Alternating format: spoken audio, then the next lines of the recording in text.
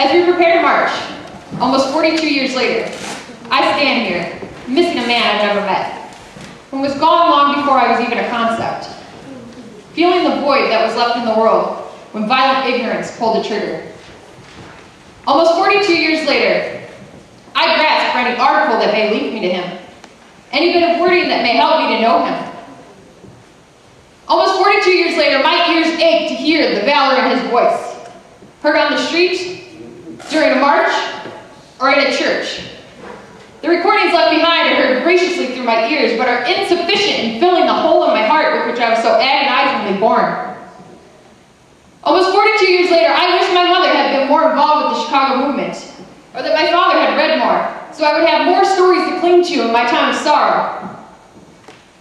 Almost 42 years later, I shake my head as people misinterpret his legacy, narrowly focusing him as standing for one group of people and not for all. Right. Obliviously close to the reality that one must lead the oppressed out of oppression before one can stand for all people as the whole they should be.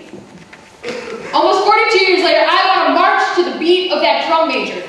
A drum major for justice, a drum major for peace, a drum major for righteousness.